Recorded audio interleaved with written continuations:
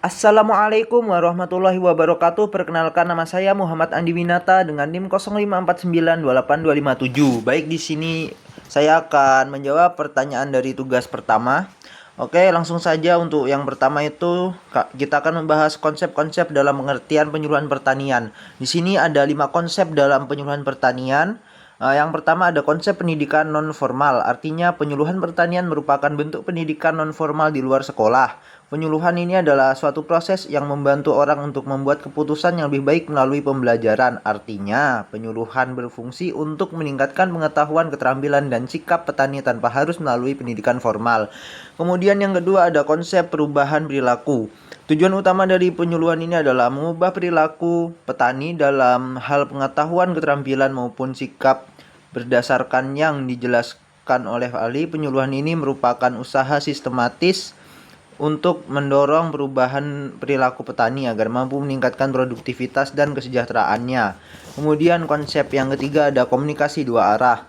Artinya penyuluhan ini bukan proses satu arah di mana penyuluh hanya memberikan informasi, tetapi juga melibatkan dialog dan pertukaran pengalaman. Komunikasi dalam penyuluhan ini bersifat dua arah agar petani merasa didengar dan terlibat aktif dalam proses pembelajaran. Kemudian yang ketiga ada konsep pemberdayaan. Konsep ini menekankan bahwa penyuluhan bertujuan untuk memberdayakan petani agar mampu mandiri dalam mengelola usahanya berdasarkan Undang-Undang Nomor 16 Tahun 2006 tentang Sistem Penyuluhan Pertanian. Pemberdayaan ini menjadi inti dari kegiatan penyuluhan dengan cara meningkatkan kemampuan dan kemandirian petani. Kemudian konsep yang kelima ini adalah konsep sistem dan kemitraan. Artinya penyuluhan pertanian merupakan bagian dari sistem yang melibatkan banyak pihak, baik itu pemerintah, swasta, akademisi maupun petani, yang semuanya ini saling berinteraksi untuk mencapai tujuan membangun pertanian yang berkelanjutan. Oke, itu tadi untuk pembahasan soal pertama. Kemudian soal kedua, kita akan membahas mengapa secara sasaran penyuluhan ini disebut sebagai sasaran.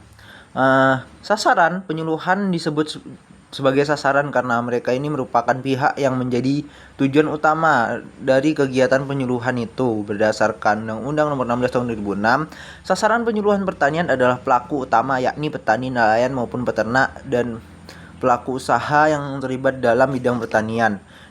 Kenapa disebut sebagai sasaran? Karena semua kegiatan penyuluhan ini mulai dari perencanaan, pelaksanaan hingga evaluasi ini diarahkan untuk memberikan manfaat langsung bagi mereka atau para petani ini. Jadi istilah sasaran ini berarti kelompok atau individu diharapkan menerima pesan dan melakukan perubahan sesuai dengan tujuan penyuluhan. Atau dengan kata lain, sasaran ini merupakan fokus utama penyuluhan, sebab tanpa adanya petani atau pelaku usaha yang menjadi penerima manfaat, maka kegiatan penyuluhan tidak akan memiliki dampak nyata. Sasaran inilah yang nantinya diharapkan mengalami peningkatan pengetahuan, keterampilan, dan sikap positif dalam mengelola usaha pertanian. Kemudian yang soal ketiga, oke, sini ada pengamatan untuk kegiatan penyuluhan di sekitar kita. Poin yang A itu adalah tema dan sasaran kegiatan penyuluhan. Sasaran kegiatan penyuluhan kali ini saya mengamati kelompok tani di Kelurahan Lempake, Kecamatan Samarinda Utara.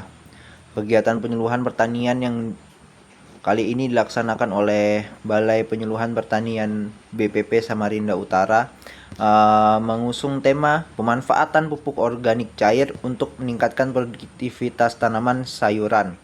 Sasaran kegiatan penyuluhan ini adalah kelompok tani dengan nama Tani Sejahtera yang sebagian besar anggotanya adalah petani sayur dengan lahan sempit di wilayah perkotaan. Kemudian untuk poin B, karakteristik sasaran. Jadi karakteristik kelompok tani Jaya ini, mereka itu kelompok tani yang sekitar umurnya sekitar 30 hingga 50-an tahun dengan pendidikan rata-rata lulusan SMA. Dengan jenis usaha tani mereka itu mereka menanam sayur-sayuran seperti kangkung, sawi, cabai, tomat, dan sebagainya. Kemudian motivasi mereka adalah mereka memiliki motivasi yang tinggi untuk belajar hal baru karena ingin mengurangi ketergantungan kepada pupuk kimia. Kemudian mereka memiliki pengalaman bertani sekitar 10 tahun. Berdasarkan pengamatan, mereka ini sangat terbuka terhadap inovasi baru, tetapi masih perlu perhatian dan pendampingan intensif dari penyuluh untuk mengaplikasikan teknologi pertanian yang ramah lingkungan secara berkelanjutan. Kemudian untuk poin 3 yang C itu deskripsi kelompok tani dan organisasinya. Oke. Untuk nama kelompok taninya adalah Tani Sejahtera dengan alamat di Kelurahan Lempake, Kecamatan Samarinda Utara, Kota Samarinda dengan jumlah anggota sekitar 25 orang dan berdiri tahun 2015. Mereka memiliki visi untuk menjadi kelompok tani yang mandiri, inovatif, dan berdaya saing dalam menghasilkan produk pertanian. Dan mereka memiliki 4 misi, yaitu yang pertama meningkatkan kemampuan anggota dalam menerapkan teknologi, yang kedua mendorong penggunaan pupuk organik, kemudian yang ketiga mengembangkan kemitraan dengan instansi pemerintah dan swasta, kemudian yang keempat memperkuat kelembagaan kelompok untuk meningkatkan kesejahteraan anggota. Adapun untuk struktur organisasinya itu untuk ketua, mereka diketuai oleh Bapak Siono dengan sekretarisnya Ibu Rini, bendaharanya Pak Ahmad, kemudian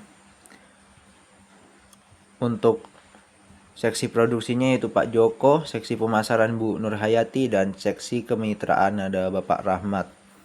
Kegiatan kelompok tani ini difasilitasi oleh penyuluh dari Balai Penyuluhan Pertanian Samarinda Utara yang secara rutin mengadakan pertemuan setiap bulan untuk membahas inovasi dan permasalahan di lapangan. Baik, mungkin itu yang dapat saya sampaikan. Kurang lebih mohon maaf. Wassalamualaikum warahmatullahi wabarakatuh.